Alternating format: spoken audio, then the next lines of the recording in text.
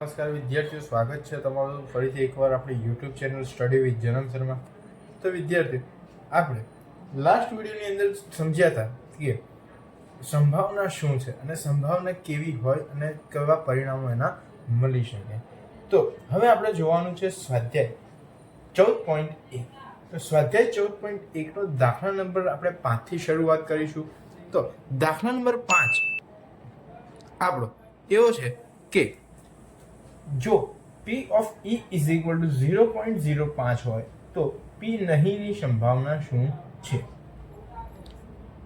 તો અહીંયા આપણે P of E આપણી જોડે છે 0.05 અને P નહીં એટલે કે P of E bar. E નહીં એટલે કે E બાર આપણે શોધવાનો છે, બરાબર? Question mark. તો આપણું એક સૂત્ર તું યાદ કરો વિદ્યાર્થી કે P of E વત્તા P of E બાર બરાબર 1. અહીંયા આપણી જોડે P of E છે કેટલો? 0.05 વત્તા P of E બાર બરાબર 1 માટે P of E બાર એમના એમ રાખીશું, 1 પણ એમનો એમ રાખીશું. હવે આ જે 0.05 છે એ બરાબરની બીજી બાજુ જાય તો કેવા થઈ જાય? માઇનસ થઈ જાય. તો માઇનસ 0.05 માટે P of E બાર બરાબર આપણો આન્સર શું થઈ જશે? 1 માંથી 0.05 માઇનસ કરીએ તો આપણો જવાબ આવશે 0.95. શું આવશે? 0.95. તો વિદ્યાર્થીઓ, આ એકદમ સરળ દાખલો હતો અને ઘણી વખત બોર્ડની પરીક્ષાની અંદર 2 માર્કમાં પૂછાતો હોય છે. હવે આપણે જોઈશું દાખલા નંબર 6. તો દાખલા નંબર 6 શું છે કે એવું કીધું છે એક થેલામાં લીંબુના સ્વાદની જ મીઠાઈઓ છે. શેના સ્વાદની મીઠાઈઓ છે? લીંબુના સ્વાદની. તો n બરાબર શું છે આપણી જોડે? લીંબુના સ્વાદની મીઠાઈ. લીંબુના સ્વાદની મીઠાઈ. હવે અહીં આપણને એવું નથી કીધું કે કેટલી મીઠાઈ છે કે શું છે, એવું કંઈ કીધું નથી. હા, ખાલી એટલું કહી દીધું કે લીંબુના સ્વાદની મીઠાઈ છે. આગળ એવું કહે છે કે માલિની થેલામાં જોયા વગર એક મીઠાઈ બહાર કાઢે છે અને તે મીઠાઈ, તો પહેલું આપણને સંભાવના શોધવાની કીધી છે કે નારંગીના સ્વાદની મીઠાઈ હોય. તો આપણે પહેલા શોધીએ ઘટના એ. ધારો કે થેલામાંથી બહાર કાઢેલ મીઠાઈ નારંગીના સ્વાદની હોય. નારંગીના સ્વાદની હોય માટે ઘટના એના શક્ય પરિણામ બરાબર. નારંગીના સ્વાદની કોઈ મીઠાઈ હતી ના. નારંગીના સ્વાદની કોઈ જ મીઠાઈનું આપણે કોઈ જગ્યાએ ઉલ્લેખ નથી. આપણી જોડે ખાલી ફક્ત ને ફક્ત લીંબુના સ્વાદની મીઠાઈ હતી. તો નારંગીની હતી જ નહીં, તો 0 માટે P of A બરાબર શક્ય પરિણામ છેદમાં કુલ પરિણામ. શક્ય પરિણામ કેટલા આવ્યા? 0 અને છેદમાં કુલ પરિણામ એટલે કે n અહીંયા આપણને કીધા નથી. હવે 0 ભાગ્યા n એટલે કે 0. તો આ આપણો આવી ગયો આન્સર. હવે બીજી સંભાવના એવી શોધવાની કીધી છે કે લીંબુના સ્વાદની મીઠાઈ હોય. તો અહીંયા આપણે લખીએ ઘટના બી. ધારો કે થેલામાંથી બહાર કાઢેલ મીઠાઈ લીંબુના સ્વાદની હોય માટે ઘટના બીના શક્ય પરિણામ બરાબર. હવે લીંબુના સ્વાદની કેટલી મીઠાઈ હતી? તો લીંબુના સ્વાદની જેટલી બી મીઠાઈ હતી એ તો બધી લીંબુના સ્વાદની હતી. એટલે અહીંયા કુલ પરિણામ એ જ આપણા શક્ય પરિણામ માટે P of B બરાબર કુલ પરિણામ. શક્ય પરિણામ n અને કુલ પરિણામ પણ n. તો n ઉડી ગયા એટલે 1 આવ્યા. તો અહીંયા આપણો જવાબ આવી ગયો 1. તો આ હતો આપણો દાખલા નંબર 6. હવે આપણે જોઈશું દાખલા નંબર 7. દાખલા નંબર 7ની રકમ શું છે? દાખલા નંબર 7ની રકમ એવી છે કે આપેલું છે કે 3 વિદ્યાર્થીઓના સમૂહમાં 2 વિદ્યાર્થીઓનો જન્મદિવસ સમાન ન હોય. જન્મદિવસ સમાન ન હોય તેનો મતલબ શું કે તે બંને એક જ દિવસે જન્મ્યા નથી. તેની સંભાવના 0.992 છે. 2 વિદ્યાર્થીઓનો જન્મદિવસ સમાન હોય તેની સંભાવના કેટલી?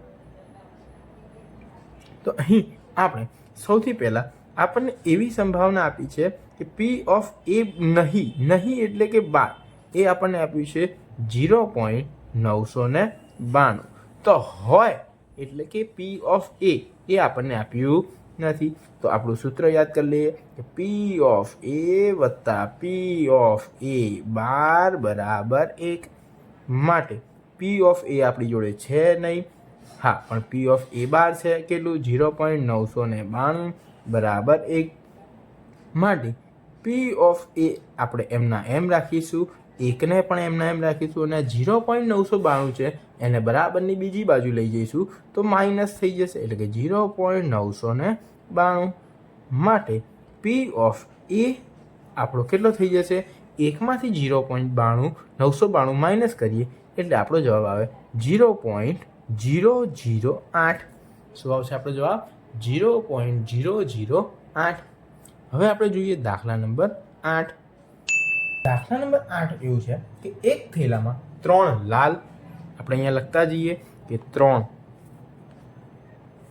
લાલ, પછી એવું કીધું છે કે 5 કાળા દડા છે. એટલે ટોટલ કેટલા દડા થયા આપણી જોડે? 8 દડા થયા. કેટલા દડા થયા? 8 દડા થયા. હવે થેલામાંથી એક દડો યાદચ્છિક રીતે કાઢવામાં આવે છે અને બહાર કાઢેલ દડો પહેલું આપણને કીધું છે ઘટના A. ધારો કે દડો કેવો હોય? બહાર કાઢેલ દડો કેવો હશે? તો લાલ હોય. ધારો કે દડો લાલ હોય. માટે ઘટના એના શક્ય પરિણામ બરાબર શું થાય? લાલ દડા કેટલા છે? 3. તો 3માંથી કોઈ પણ દડો આવી શકે છે એટલે 3. માટે P ઓફ A બરાબર શક્ય પરિણામ છેદમાં કુલ પરિણામ. એટલે શક્ય પરિણામ કેટલા આવ્યા આપણા? 3. અને કુલ પરિણામ કેટલા આવ્યા આપણા? 8. તો આ આપણો 3/8 એ આપણો જવાબ આવી ગયો. હવે આગળ ઘટના B. ધારો કે હવે જે દડો બહાર કાઢીશું એ કેવો હશે? તો એ દડો આપણને એવું કીધું છે કે લાલ ન હોય. કેવો હોય? લાલ ન હોય. લાલ ન હોય તો દડો બીજો કયો હોઈ શકે? કાળો જ હશે. થેલામાં તો 2 પ્રકારના દડા હતા, એક લાલ રંગના અને બીજા કાળા. લાલ નથી તો કયો હોઈ શકે? કાળો. માટે ઘટના B ના શક્ય પરિણામ બરાબર કેટલા? તો આપણા થયા 5. માટે P ઓફ B બરાબર 5/8. તો આ જ આપણો આવી ગયો જવાબ. તો વિદ્યાર્થી આ તો આપણો દાખલા નંબર 8. હવે આપણે જોઈશું દાખલા નંબર 9. તો દાખલા નંબર 9માં એવું કીધું છે એક પેટીમાં 5 લાલ, 8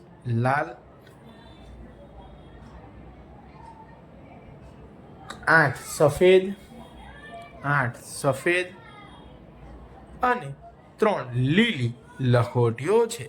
એટલે 8 ને 5 13, 13 ને 3 16. ટોટલ લીલી 4 છે. લીલી કેટલી છે? 4. તો આપણી પાસે ટોટલ 17 લખોટી થઈ. કેટલી લખોટી થઈ? 17 લખોટી. એટલે આ આપણા આવી ગયા n. હવે લખોટી કેવી હોય? લાલ હોય. કેવી હોય? લાલ હોય. માટે ઘટના એના શક્ય પરિણામ બરાબર લાલ કેટલી હોય 5 માટે P ઓફ A બરાબર શક્ય પરિણામ છેદમાં કુલ પરિણામ. તો શક્ય પરિણામ કેટલા આપણા 5 અને કુલ પરિણામ 17. તો આ આપણો આવી ગયો જવાબ. હવે આપણે બીજી ઘટના શોધીશું. ઘટના બી. ધારો કે લખોટી હવે કેવી હોય? લાલ તો પતી ગઈ, હવે હોય સફેદ. સફેદ હોય માટે ઘટના બી ના શક્ય પરિણામ બરાબર કુલ કેટલા પરિણામ છે? તો 17 અને 17 માંથી સફેદ કેટલી છે? 8. તો 8 માંથી કોઈ પણ લખોટી આવી શકે એટલે 8 માટે P ઓફ P બરાબર 8/17 આવી ગયો આપણો ઘટના બી નો જવાબ. હવે ઘટના સી. ધારો કે લખોટી કેવી હોય? હવે આપણે એવું કીધું છે કે લીલી ન હોય. લીલી ન હોય તો લીલી ન હોય તો કાં તો એ લાલ હશે કાં તો એ સફેદ હશે. કઈ હશે એ આપણને ખબર નથી એટલે આપણે શું બોલ્યા? કાં તો લીલી હોય કાં તો સફેદ હશે. એટલે કાં તો આવે એટલે બંનેનો શું કરી દેવાનો? સરવાળો. તો 5 + 8 એટલે કે આપણે થશે 13. તો ઘટના સી ના શક્ય પરિણામ બરાબર 8 ને 5 13 માટે P ઓફ C બરાબર 13/17. તો આ હતો આપણો દાખલા નંબર 9. તો વિદ્યાર્થીઓ આ ચેપ્ટર એકદમ ઇઝી છે અને સરળ. તમે એકદમ સરળ રીતે તમે આ ચેપ્ટરના દાખલા કરી શકો છો. આપણે બીજા દાખલા નેક્સ્ટ લેક્ચરની અંદર જોઈશું એટલે કે નેક્સ્ટ વિડીયોની અંદર આપણે સમજીશું. વિદ્યાર્થીઓ આશા રાખું છું કે તમને આ વિડીયોમાં જે ગણાયેલા 5 દાખલા છે તેની અંદર સમજણ પડી હોય. જો વિદ્યાર્થીઓ તમને સમજણ પડી હોય તો વિદ્યાર્થીઓ વિડીયોને લાઈક કરો, શેર કરો અને ચેનલને સબસ્ક્રાઇબ કરવાનું ભૂલશો નહીં.